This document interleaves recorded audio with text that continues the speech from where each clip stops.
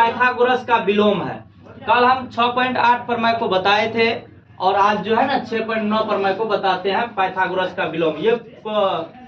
ये प्रमेय जो है बहुत ज्यादा पूछा जाता है, इसीलिए आज देखिए ये इसका कथन क्या है, कहना क्या है प्रमेय का।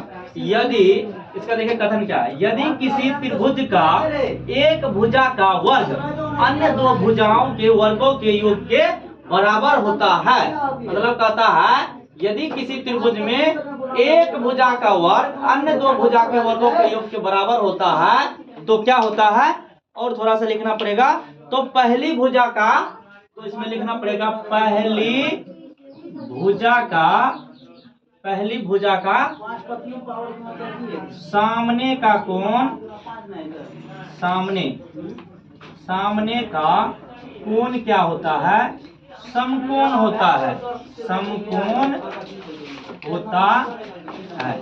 ये आपका कथन है इस प्रमेय का। यदि किसी त्रिभुज का एक भुजा का वर्ग अन्य दो भुजा के वर्गों के योग के बराबर होता है तो पहली भुजा के सामने का कोण या का सामने का कोण के सामने का कोण समकोण होता है। तो देखिए हम लोग सिद्ध करते हैं इस सवाल को। सबसे पहले इस चरण को सिद्ध करना है, पहले दिया हुआ है क्या, हम लोग को यहाँ पर सवाल में क्या दिया गया है उसको लिखते हैं। तो हम लोग को दिया गया है किसी समकोण त्रिभुज में, तो समकोण त्रिभुज, समकोण नहीं किसी त्रिभुज में, तो किसी त्रिभुज एक बना लीजिए, मान के चलिए ये त्रिभुज बना लेते हैं। ये देखिए एक त्रिभुज बनाते हैं, ये एक त्रिभुज है। कहता है यदि किसी त्रिभुज में ABC हम लोग मान लेते हैं एक त्रिभुज, ठीक है, ABC कहता है किसी त्रिभुज में, तो एक त्रिभुज हम लोग मान लिए ABC। दूसरा त्रिभुज क्या ले लेते हैं, यदि किसी त्रिभुज का एक भुजा का वर्ग, इसमें क्या दिया हुआ देखो, यदि किसी त्रिभुज में एक भुजा का वर्ग, एक भुजा ले लेते हैं, एक भुजा है AB, एक भुजा है BC, एक भुजा है AC, तो इसमें AC भुजा हम लोग को क्या दिया गया है, ABC एक त्रिभुज है। माना कि ABC एक क्या है, त्रिभुज है। ABC क्या है, एक त्रिभुज है। ABC एक त्रिभुज है जिसमें क्या दिया हुआ है, ABC एक त्रिभुज है जिसमें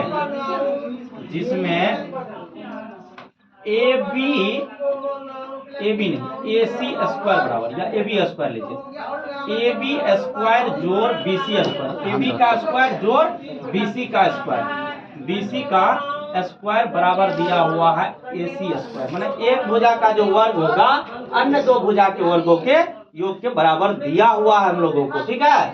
तो यहाँ पर क्या हो जाएगा, सिद्ध करना क्या है, सिद्ध करना है कि, अब सिद्ध क्या करना है, देखो सिद्ध क्या करना है इसमें हम लोगों को, सिद्ध करना है कि ये जो कोण बन रहा है यहाँ पर ये 90 डिग्री का हो जाए। हम लोग को सिद्ध क्या करना है, ये एंगल B बराबर 90 डिग्री, ये सिद्ध करना है। क्या सिद्ध करना है कि एंगल B जो हो जाए वो 90 डिग्री हो जाए, हम लोग को ये सिद्ध करना है। अब देखिए हम लोग क्या करेंगे, बनावट करेंगे। इसके लिए हम लोगों को क्या करना पड़ता है, बनावट करना पड़ता है, कंस्ट्रक्शन करना पड़ता है। तो बनावट में हम लोग क्या करते हैं, सेम AB के बराबर क्या करते हैं, एक त्रिभुज बनाते हैं ABC के बराबर। तो ABC A जो है, AB जो है ना, यहाँ पर क्या किए, AB के बराबर हम लोग क्या किए, एक त्रिभुज बना रहे हैं कंस्ट्रक्शन में। AB के बराबर लिए एक रेखा और BC के बराबर एक रेखा लिए और यहाँ पर क्या किए, AC को क्या किए, मिलाए, ठीक है, ये बनावट किए हम लोग, ठीक है। यहाँ पर ऐसा किए कि ये 90 डिग्री हो जाए और यहाँ पर इसको मान लेते हैं D, इसको मान लेते हैं E, इसको मान लेते हैं M।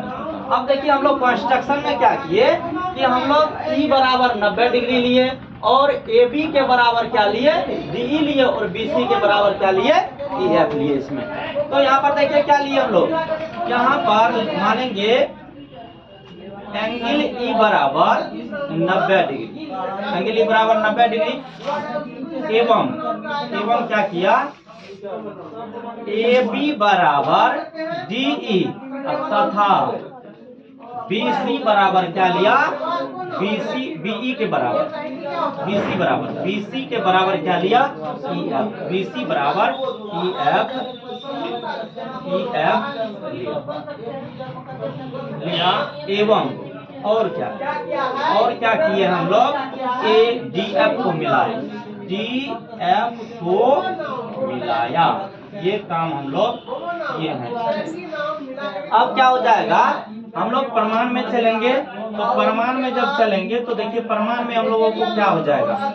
अब एक चीज हम लोग ध्यान से देखिए कि यहाँ पर ए बी जो है वो किसका बराबर है, डी का बराबर है, बीसी जो है किसका बराबर है, ई एफ का बराबर है। तो यहाँ पर हम लोग क्या करते हैं, पहले क्या दिया गया सवाल में उसको लिख लेते हैं। क्या दिया गया है, यहाँ पर दिया हुआ ए बी का स्क्वायर जोड़ बीसी का स्क्वायर बराबर एसी का स्क्वायर हम लोगों को दिया है। कहाँ से लिखे हैं, तो ये सवाल में दिया हुआ है, इसीलिए हम लोग क्या किए, इसको लिख डाले। ठीक है, अब देखिए हम लोग क्या करेंगे, यहाँ से हम लोग को यहाँ पर देखिए क्या दिया गया है, इसमें ई बराबर 90 डिग्री, ई बराबर क्या दिया गया है 90 डिग्री। तो मतलब ई जब हम लोग को दिया हुआ है 90 डिग्री, तो हम लोग जानते हैं कल प्रूफ किए थे पाइथागोरस प्रमेय। तो पाइथागोरस प्रमेय में क्या प्रूफ किए थे, यदि किसी त्रिभुज में क्या होता है, कर्ण होता है, किसी त्रिभुज में क्या होता है, कर्ण होता है, तो उसका जो वर्ग होता है अन्य दो भुजा के वर्गों के योग के बराबर होता है। तो यहाँ पर हम लोगों को क्या हो जाएगा,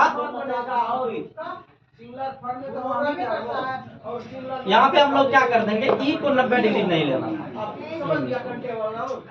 अब क्या करेंगे हम लोग, अब क्या करेंगे, देखिए ए बी का जो है ना, ए बी के बदले में हम लोग क्या बैठा सकते हैं, ए बी के बदले में यहाँ पर डी बैठा सकते हैं। तो यहाँ पर डी बैठा देंगे, डी बैठा देंगे ए बी के बदला में, डी का स्क्वायर हो जाएगा।